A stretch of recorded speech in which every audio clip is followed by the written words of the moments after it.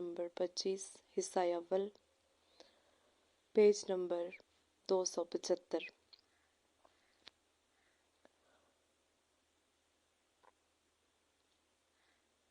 رامسیس دوم اس زمانہ میں بہت معمر ہو چکا تھا، اس لیے اس نے اپنی زندگی ہی میں اپنے بڑے بیٹے منفتح کو شریک حکومت کر لیا تھا۔ رامسیس کی 150 اولاد میں سے یہ 13واں لڑکا تھا، لہٰذا منفتح ہی وہ فرعون ہے جس کو حضرت موسیٰ و ہارون علیہ السلام نے اسلام کی دعوت دی اور بنی اسرائیل کی رہائی کا مطالبہ کیا، اور اسی کے زمانے میں بنی اسرائیل مصر سے نکلے اور یہی غرق دریا ہوا۔ چونکہ اس نے حضرت موسیٰ کو اپنے گھر میں پرورش پاتے دیکھا تھا، اس لیے جب حضرت موسیٰ نے اس کو اسلام کا پیغام سنایا تو قرآن عزیز کے ارشاد کے مطابق اس نے یہ طعنہ دیا: أَلَمْ نُرَبِّكَ فِينَا وَلِيدًا وَلَبِثْتَ فِينَا مِنْ عُمُرِكَ سِنِينَ۔ شعراء: کیا ہم نے اپنے ہاں تیرے بچپن میں تیری پرورش نہیں کی اور تو اپنی عمر کے چند سال ہم میں بسر کر چکا ہے۔ تورات میں ہے کہ خروج سے پہلے مصر کے بادشاہ کا انتقال ہو گیا۔ اس سے مراد وہی رامسیس دوم ہے، منفتح کا باپ تھا۔ علامہ فلانڈرس نے ایک حجری کتبہ دریافت کیا ہے جس پر سیاہ حروف کندہ ہیں اور وہ 599 مصری میں لکھا گیا ہے۔ یہ دراصل ایک بہت بڑی چٹان ہے جس کی بلندی 3 میٹر اور 14 سم ہے، میٹر 1092 گز، سم سینٹی میٹر، میٹر 1/100 حصہ۔ یہ کنبہ 2 وجہ سے مورز تحریر میں آیا تھا۔ ایک یہ کہ ان تمام تفصیلات کو بیان کیا جائے جو 18ویں خاندان کے بادشاہ امنتحب نے معبد امون کی خدمات کے متعلق انجام دی تھیں، اور دوسرے یہ کہ 19ویں خاندان کے بادشاہ منقاح بن رامسیس دوم کی تعریف میں کچھ لکھا جائے۔ اس لیے اس کتبہ کی عبارت شاعرانہ اسلوب پر لکھی گئی ہے، اور منفتح نے یوسین پر جو فتح حاصل کی تھی اس کے بڑے فخر و مباحات کے ساتھ ذکر کیا گیا ہے، اور عسقلان، جرز، بانوعیم جو فلسطین کے علاقہ کے مشہور شہر تھے، ان کے سقوط کی جانب اشارات کیے گئے ہیں۔ اسی کے ضمن میں بنی اسرائیل کے متعلق بھی مختصر عبارت میں اظہار خیال کیا گیا، اور یہ سب سے پہلا عصری نقش اور حضریات مصری کا پہلا کتبہ ہے جس میں بنی اسرائیل کا صراحت کے ساتھ ذکر موجود ہے۔ اس کا ترجمہ یہ ہے: بنی اسرائیل تمام ہلاک ہو گئے اور اب ان کی نسل کا خاتمہ ہو گیا۔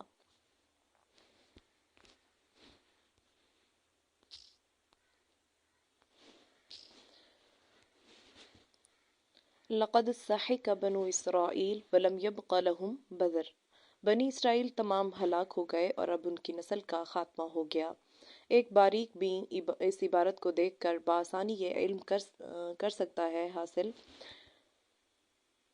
کہ یہ تحریر منفتح کے زمانے میں نہیں لکھی گئی، ورنہ تو مصری دستور کے مطابق بنی اسرائیل جیسے عظیم الشان قبیلہ کی ہلاکت کے واقعہ کو اس معمولی اور مختصر الفاظ میں درج نہ کیا جاتا، بلکہ منفتح کی شان میں بڑے زبردست قصیدہ کے ساتھ اس دشمن پر کامیابی کا اظہار کیا جاتا، اور جن واقعات پر اس کتبہ میں اشارہ کیا گیا ہے ان کی اہمیت اور عظمت کا تقاضا یہی تھا کہ وہ یوں ہی ضمنی طور پر، اور وہ بھی سابق بادشاہ کے حالات سے متعلق کتبہ پر درج نہ کر دیے جاتے، بلکہ ان اہم واقعات کے لیے منفتح کے زمانہ میں مستقل ایک الگ کتبہ اسی غرض سے تحریر کیا جاتا۔ مگر ایسا کیوں نہ ہوا، سو بات بہت واضح ہے، وہ یہ کہ مصری کاہنوں کو اس واقعہ ہائلہ کی ہرگز توقع نہ تھی جو موسیٰ علیہ السلام کے واقعہ میں غرق غرق فرعون کی شکل میں ظاہر ہوا، اور وہ منفتح کی موت کے لیے اس عجلت کے متوقع نہ تھے۔ اس زمانہ کی عمر طبعی کے لحاظ سے ابھی کافی زمانہ تھا کہ منفتح کے کاہن مصری دستور کے مطابق اس 19ویں خاندان کے بادشاہ کے ان حالات کو مرتب کر کے لوح پر محفوظ کر دیں تاکہ وہ بادشاہ کے مقبرہ پر کندہ ہو سکے۔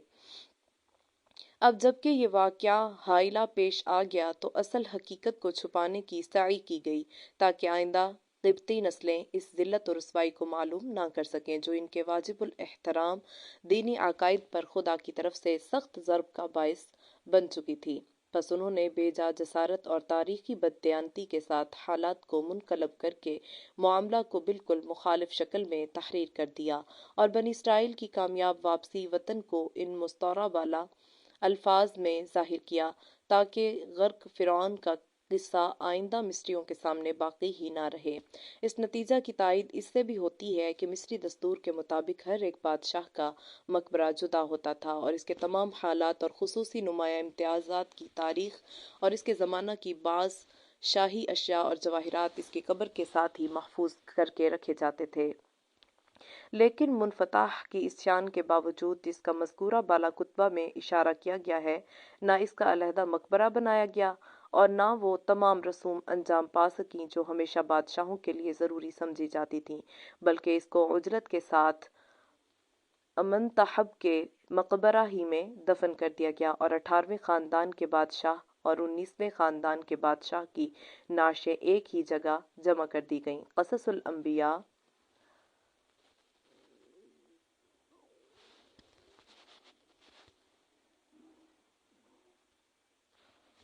صفحہ 239-241۔ مصری عجائب خانہ میں یہ نعش آج بھی محفوظ ہے اور قرآن عزیز کے اس کلام بلاغت نظام کی تصدیق کر رہی ہے۔ فَالْيَوْمَ نُنَجِّيكَ بِبَدَنِكَ لِتَكُونَ لِمَنْ خَلْفَكَ آیَةً، بس آج کے دن ہم تیرے جسم کو دریا سے نجات دیں گے تاکہ وہ تیرے بعد آنے والوں کے لیے خدا کا نشان رہے۔ اور محمد احمد عدوی کتاب دعوت الرسل الی اللہ میں لکھتے ہیں، اور محمد احمد عدوی کتاب دعوت الرسل الی اللہ میں لکھتے ہیں کہ اس نعش کی ناک کے سامنے کا حصہ ندارت ہے۔ ایسا معلوم ہوتا ہے کہ کسی حیوان کا کھایا ہوا ہے، غالباً دریائی مچھلی نے خراب کیا ہے، اور پھر اس کی نعش خدائی فیصلہ کے مطابق کنارہ پر پھینک دی گئی ہے۔ دعوت الرسل الی اللہ صفحہ 181۔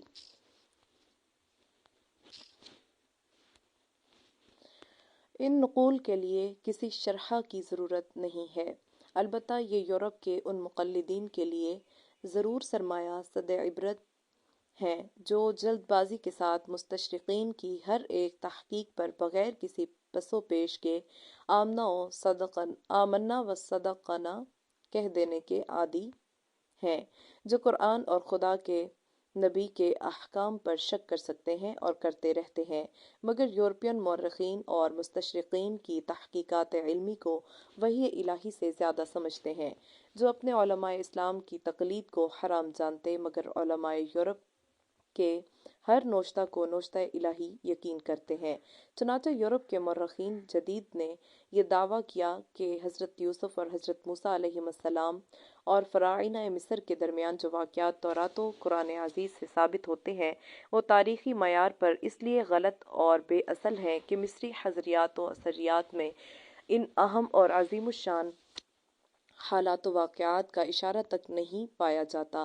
حالانکہ یہ مسلم ہے کہ مصری اپنی تاریخ کی تدوین میں بہت زیادہ چست و چالاک اور سب سے پیش ثابت ہوئے ہیں، اور آج ان کے اس طرز عمل کی بدولت 3000 سال قبل مسیح کے حالات کی صحیح تاریخ مرتب ہو سکی ہے۔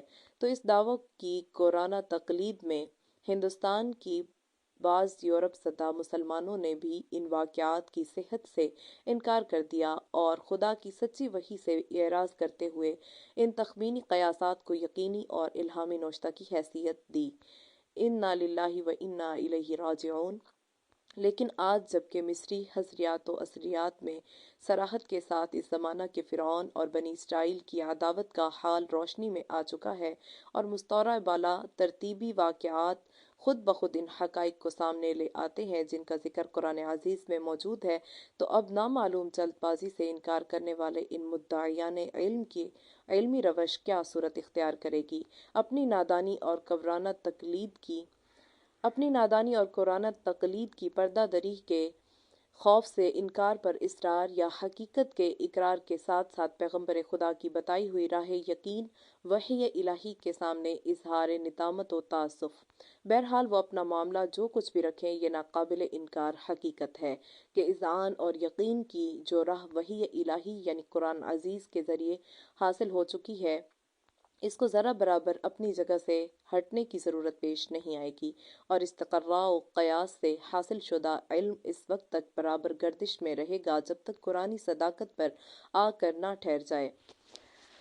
فرعون کا خواب۔ تورات اور مورخین کہتے ہیں کہ فرعون کو بنی اسرائیل کے ساتھ اس لیے عداوت رہ گئی تھی کہ اس زمانہ کے کاہنوں، نجومیوں اور قیافوں نے اس کو بتا دیا تھا کہ تیری حکومت کا زوال ایک اسرائیلی لڑکے کے ہاتھ سے ہوگا، اور بعض تاریخی روایات میں ہے کہ فرعون نے ایک بھیانک خواب دیکھا تھا جس کی تعبیر دربار کے منجموں اور کاہنوں نے دی تھی، جس کا ذکر ابھی گزر چکا ہے۔ مفسرین نے بھی انہی روایات کو کتب تفسیر میں نقل فرمایا ہے۔ تورات میں یہ اور اضافہ ہے کہ فرعون نے داعیہ مقرر کر دی تھی کہ قلمرو مصر میں جس اسرائیلی کے ہاں لڑکا پیدا ہو وہ اس کو قتل کر دیا جائے، مگر ان عورتوں کے دلوں میں ایسی ہمدردی پیدا ہوئی کہ انہوں نے اس عمل کے لیے کوئی اقدام نہیں کیا، اور جب فرعون نے باز پرس کی تو یہ معذرت پیش کی کہ اسرائیلی عورتیں شہری عورتوں کی طرح نازک اندام نہیں ہیں، وہ خود ہی بچہ جن لیتی ہیں اور ہم کو مطلق خبر نہیں دیتی۔ اس پر فرعون نے ایک جماعت کو اس لیے مقرر کیا کہ وہ تفتیش اور تلاش کے ساتھ اسرائیلی لڑکوں کو قتل کر دیں اور لڑکیوں کو چھوڑ دیا کریں۔ خروج باب 1 آیات 15 تا 22۔ حضرت موسیٰ اور ہارون کا ذکر قرآن میں۔ قرآن عزیز میں حضرت موسیٰ کا ذکر بے شمار مقامات میں آیا ہے، چونکہ ان کے بیشتر حالات نبی صلی اللہ علیہ وسلم کے مبارک حالات سے بہت زیادہ مطابقت رکھتے ہیں، اور ان واقعات میں غلامی اور آزادی کے باہم معرکہ آرائی اور حق و باطل کی مقابلہ کی بے نظیر داستان ودیت ہے، نیز ان کے اندر بصائر و مواعظ کا نادر ذخیرہ جمع ہے۔ اس لیے قرآن عزیز نے حسب ضرورت اور حسب موقع و محل جگہ جگہ اس قصہ کے اجزاء کو مجمل اور مفصل طریقہ پر بیان کیا ہے۔ مدرجہ ذیلی نقشہ سے اعداد و شمار کے ساتھ ساتھ اس واقعہ کی اہمیت کا بھی صحیح اندازہ ہو سکے گا، اور اس میں اولوالعزم پیغمبر کی عظمت شان کا بھی۔ اس نقشہ کے دو حصہ ہیں۔ پہلے حصے سے یہ ظاہر ہوتا ہے کہ حضرت موسیٰ اور حضرت ہارون یا بنی اسرائیل اور فرعون کے واقعات کن کن صورتوں اور کتنی آیات میں مذکور ہیں، اور دوسرا حصہ یہ واضح کرتا ہے کہ قرآن عزیز میں حضرت موسیٰ اور حضرت ہارون کے نام ہائے مبارک کتنی جگہ مذکور ہے اور ان کی مجموعی تعداد کیا ہے۔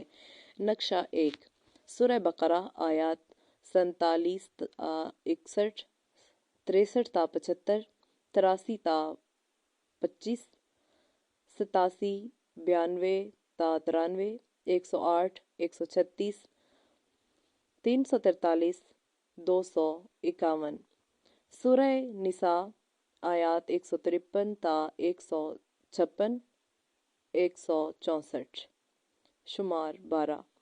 سورہ مائدہ آیات 12 13 20 تا 25 36 45 37 70 71 78 79۔ سورہ انعام آیات 84 تا 90 146 154 199۔ شمار 21۔ اعراف 103 تا 157 159 تا 171۔ شمار 67۔ انفال آیات 54 شمار 1۔ یونس 74 تا 93۔ شمار 20۔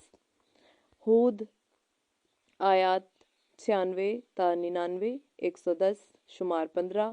ابراہیم آیات 5 6 8۔ شمار 3۔ سورہ نحل آیات 124۔ شمار 1۔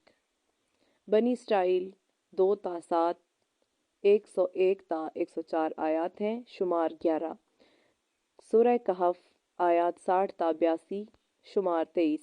سورہ مریم 51 تا 53، شمار 3۔ سورہ طٰہٰ 90 تا 98 آیات، شمار 9۔ انبیاء آیات 48 49، شمار 2۔ سورہ مومنین آیات 45 تا 49، شمار 5۔ فرقان 35 تا 36، شمار 2۔ شعراء 10 تا 66، شمار 57۔ نمل آیات 7 تا 14، شمار 8۔ قصص 3 تا 48، شمار 46۔ عنکبوت 39 40،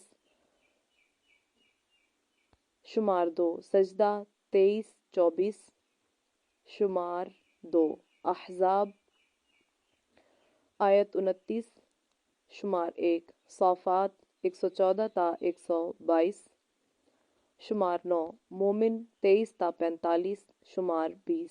زخرف 36 تا 56، شمار 21۔ دخان 17 تا 33، شمار 17۔ جاثیہ 16 17، شمار 2۔ زاریات 38 تا 40، شمار 3۔ قمر 41 تا 55، شمار 15۔ صف 5، شمار 1۔ جمعہ 5 6، شمار 2۔ تحریم 11، شمار 1۔ حاقہ 9 10، شمار 2۔ مزمل 15 16، شمار 2۔ نازعات 15 تا 25، شمار 11۔ فجر 10 تا 13، شمار 4۔ ٹوٹل 514۔ نقشہ 2۔ موسیٰ علیہ السلام۔ سورہ بقرہ شمار 12، سورہ نساء شمار 2، مائدہ 2، انعام 2، اعراف 16، یونس 8، ہود 2، ابراہیم 3، بنی اسرائیل 3، کہف 2، مریم 1، طٰہٰ 14، انبیاء 1، مومنون 2، فرقان 1، شعراء 8، نمل 2، قصص 14، سجدہ 1، احزاب 1، صافات 2، مومن 4، زخرف 1، زاریات 1، صف 1، نازعات 1۔ ٹوٹل 107۔ ہارون علیہ السلام۔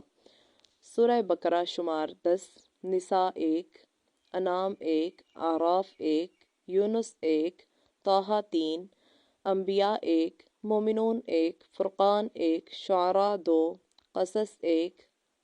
ٹوٹل 14۔ نسب و ولادت۔ حضرت موسیٰ کا نسب چند واسطوں سے حضرت یعقوب تک پہنچتا ہے۔ ان کے والد کا نام عمران اور والدہ کا نام یوکابد تھا۔ باپ کا سلسلہ نسب یہ ہے: عمران بن قامت بن لاوا بن یعقوب، اور حضرت ہارون حضرت موسیٰ کے حقیقی اور بڑے بھائی تھے۔ عمران کے گھر میں موسیٰ کی ولادت ایسے زمانہ میں ہوئی جبکہ فرعون اسرائیلی لڑکوں کے قتل کا فیصلہ کر چکا تھا، اس لیے ان کی والدہ اور اہل خاندان ان کی ولادت کے وقت سخت پریشان تھے کہ کس طرح بچہ کو قاتلوں کی نگاہ سے محفوظ رکھیں۔ بہرحال جوں توں کر کے 3 مہینہ تک ان کو ہر ایک کی نگاہ سے اوجھل رکھا اور ان کی پیدائش کی مطلق کسی کو خبر نہ ہونے دی، لیکن جاسوسوں کی دیکھ بھال اور حالات کی نزاکت کی وجہ سے زیادہ دیر تک اس واقعہ کے پوشیدہ رہنے کی توقع نہ ہو سکی، اور اس لیے ان کی والدہ سخت پریشان ہونے لگیں۔ اس سخت اور نازک وقت آخر خدائے قدوس نے مدد کی اور موسیٰ علیہ السلام کی والدہ کے دل میں یہ القاء کیا کہ ایک تابوت کی طرح کا صندوق بناؤ جس پر رال اور روغن کی پالش کرو تاکہ پانی اندر اثر نہ کر سکے، اور اس میں اس بچے کو محفوظ رکھ دو، اور پھر اس صندوق کو نیل کے بہاؤ پر چھوڑ دو۔ خروج 2 آیت 20۔ موسیٰ علیہ السلام کی والدہ نے ایسا ہی کیا، اور ساتھ ہی اپنی بڑی لڑکی اور موسیٰ کی ہمشیرہ کو مامور کیا کہ وہ اس صندوق کے بہاؤ کے ساتھ کنارے کنارے چل کر صندوق کو نگاہ میں رکھے اور دیکھے کہ خدا اس کی حفاظت کا وعدہ کس طرح پورا کرتا ہے، کیونکہ موسیٰ کی والدہ کو خدا تعالیٰ نے یہ بشارت پہلے ہی دی تھی کہ ہم اس بچہ کو تیری ہی جانب واپس کر دیں گے اور یہ ہمارا پیغمبر اور رسول ہوگا۔ موسیٰ کی والدہ نے ایسا ہی کیا اور ساتھ ہی اپنی بڑی لڑکی اور موسیٰ کی ہمشیرہ کو مامور کیا کہ وہ اس صندوق کے بہاؤ کے ساتھ کنارے کنارے چل کر صندوق کو نگاہ میں رکھے اور دیکھے کہ خدا اس کی حفاظت کا وعدہ کس طرح پورا کرتا ہے، کیونکہ موسیٰ کی والدہ کو خدا تعالیٰ نے یہ بشارت پہلے ہی دی تھی کہ ہم اس بچہ کو تیری ہی جانب واپس کر دیں گے اور یہ ہمارا پیغمبر اور رسول ہوگا۔ فرعون کے گھر میں تربیت۔ حضرت موسیٰ کی ہمشیرہ برابر صندوق کے ساتھ بہاؤ کے ساتھ ساتھ کنارے کنارے نگہداشت کرتی جا رہی تھیں کہ انہوں نے دیکھا کہ صندوق تیرتے ہوئے شاہی محل کے کنارے آ لگا اور فرعون کے گھرانے میں سے ایک عورت نے اپنے خادموں کے ذریعے اس کو اٹھوا لیا اور شاہی محل میں لے گئی۔ حضرت موسیٰ کی ہمشیر یہ دیکھ کر بہت خوش ہوئیں اور حالات کی صحیح تفصیل معلوم کرنے کے لیے شاہی محل کی خادماؤں میں شامل ہو گئیں۔ قرآن عزیز نے اس شاہی خاندان کو فرعون کی بیوی بتایا ہے اور تورات کے حصہ خروج میں اس کو فرعون کی بیٹی کہا ہے۔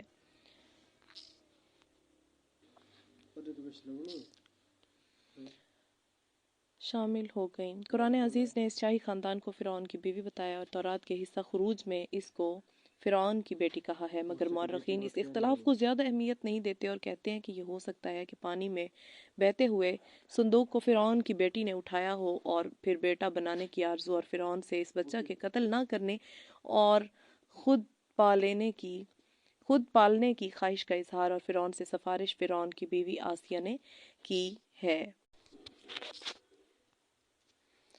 قرآن کریم کے اسلوب بیان سے بھی یہی ظاہر ہوتا ہے، کیونکہ اس نے موسیٰ کو دریا سے نکالنے والے کے متعلق کہا ہے فَالْتَقَطَهُ آلُ فِرْعَوْنَ، اس کو اٹھایا فرعون کے گھر والوں نے، اور بیٹا بنانے کی آرزو اور اس کے قتل نہ کرنے کی سفارش کرنے والے کے متعلق فرمایا وَقَالَتِ امْرَأَتُ فِرْعَوْنَ، اور فرعون کی بیوی نے کہا۔ حضرت ابن عباس سے یہی منقول ہے۔ روح المعانی جلد 20 سورہ قصص۔ بہرحال فرعون کے گھر والوں نے جب صندوق کھولا تو دیکھا کہ ایک حسین اور تندرست بچہ آرام سے لیٹا ہوا انگوٹھا چوس رہا ہے۔ فرعون کی بیٹی فوراً اس کو محل میں لے گئی۔ فرعون کی بیوی نے بچے کو دیکھا تو باغ باغ ہو گئی اور انتہائی محبت سے اس کو پیار کیا۔ محل کے شاگرد پیشہ میں سے کسی نے کہا کہ یہ تو اسرائیلی معلوم ہوتا ہے اور ہمارے دشمنوں کے خاندان کا بچہ ہے، اس کا قتل کر دینا ضروری ہے، کہیں ایسا نہ ہو کہ یہی ہمارے خواب کی تعبیر ثابت ہو۔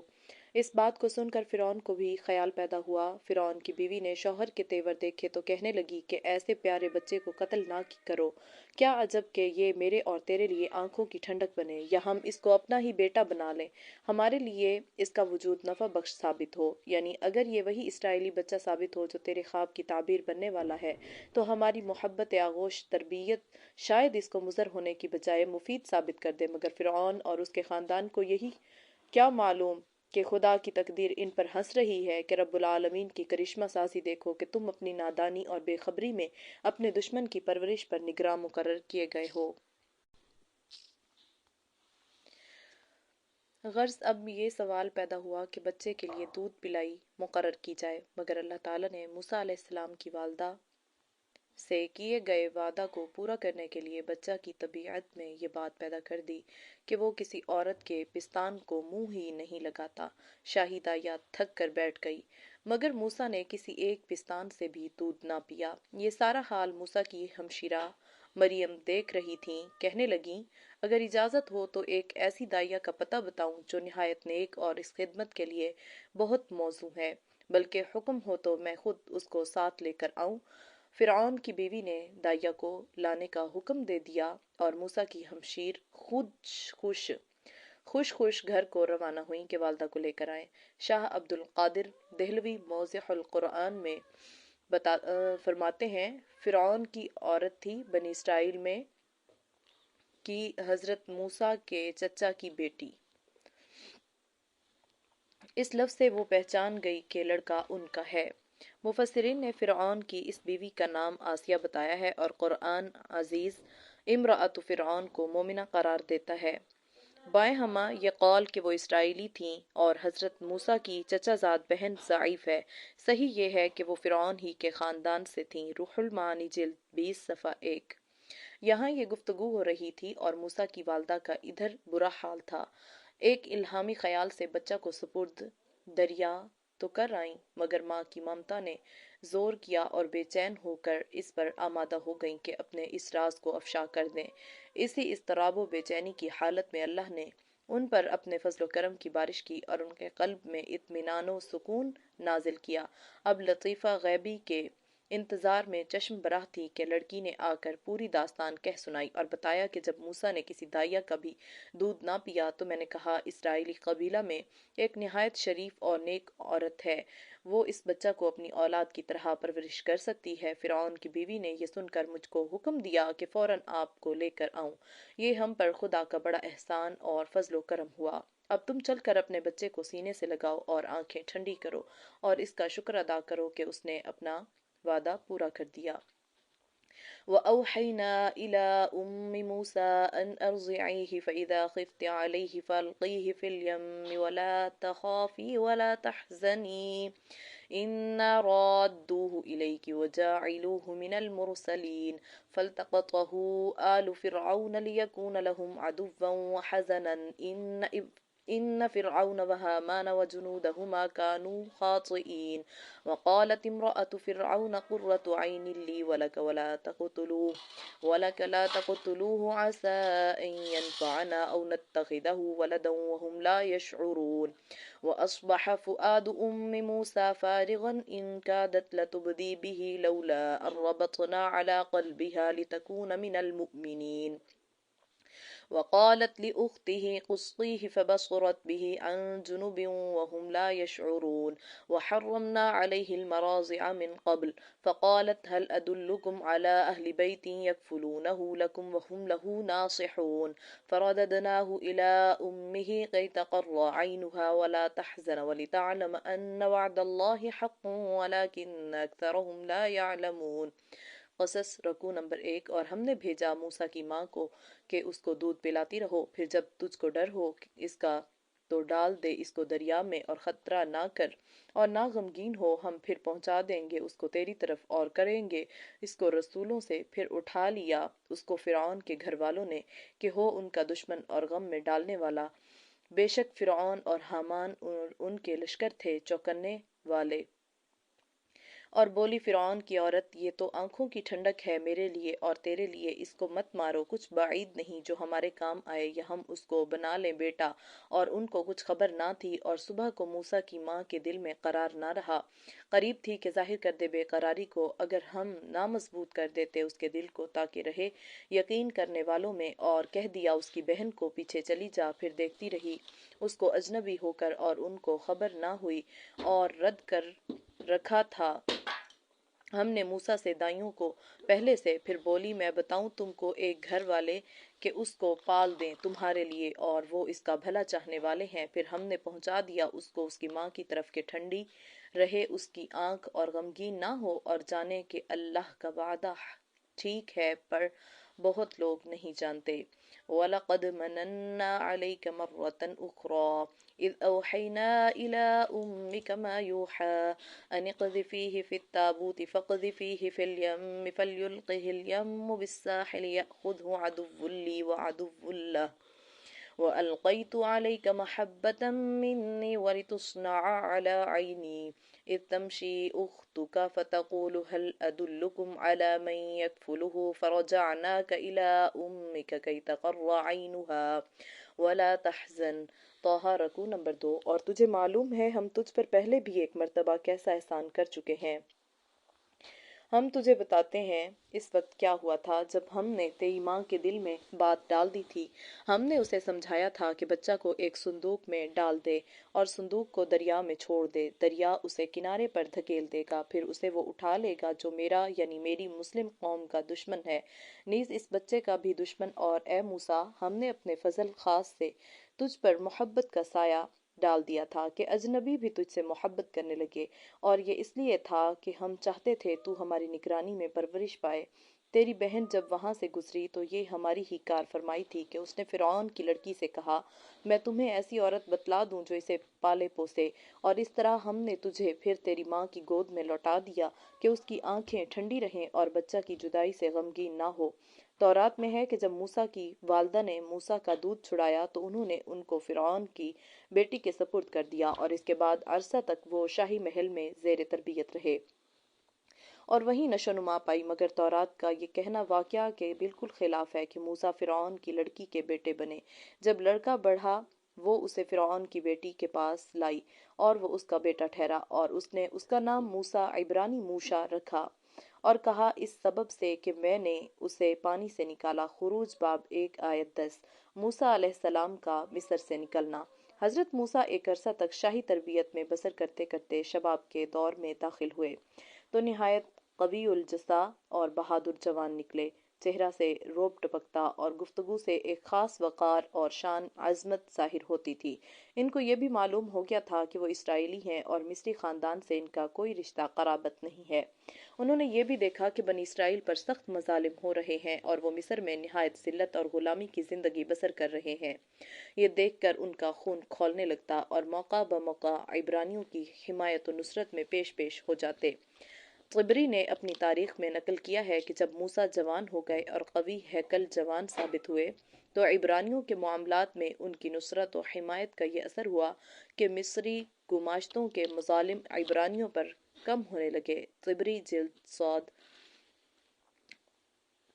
جلد صفحہ نہیں لکھا ہوا، جلد بھی نہیں لکھی ہوئی۔